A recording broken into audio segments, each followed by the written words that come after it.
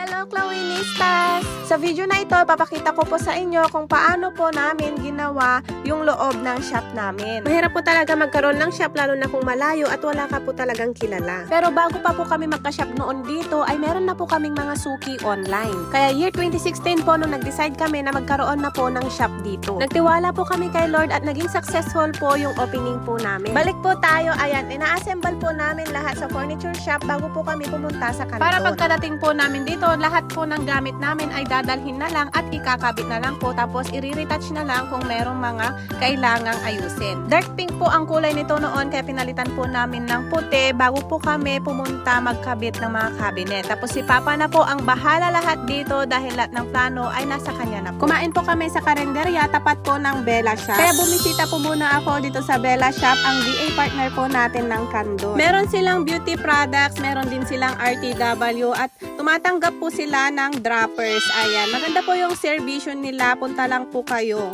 Ayan, schedule po yung unang-unang aayusin natin dahil ito yung pinakamahirap ayusin sa lahat. Naghati-hati po kami ng trabaho dito. Ako po bahala sa stock, si Papa po yung pag-set up ng mga cabinet at yung asawa ko naman po sa aircon para makapili na kami ng schedule sa opening. Tumulong na rin po akong magpintor kasi kulang po kami at kayang-kaya naman po natin yan.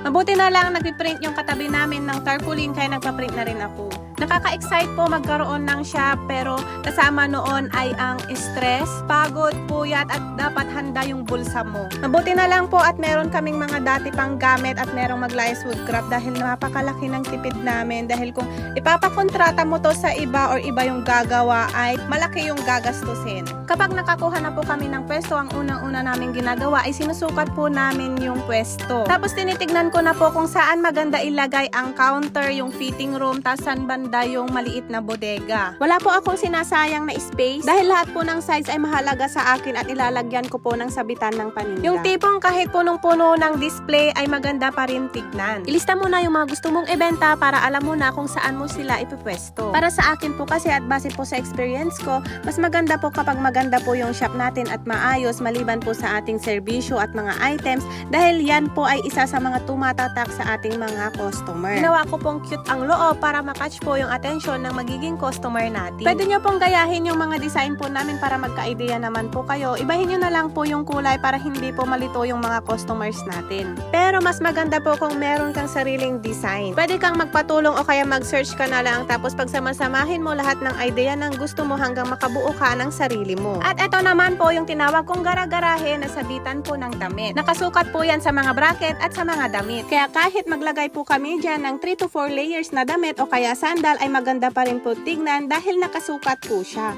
Nagdagdag din kami ng PVC wall panel. Ito po 180 po yan isa dahil usong-uso po yan ngayon. At ayan na nga po ang natapos sa isang araw at kailangan naming umuwi pa ng La Union. Hindi pa po tapos kaya hanggang dito muna yung video na to at gagawa na lang po ako ng part 2. Abangan nyo po dahil marami pa po akong i-share. Bye-bye!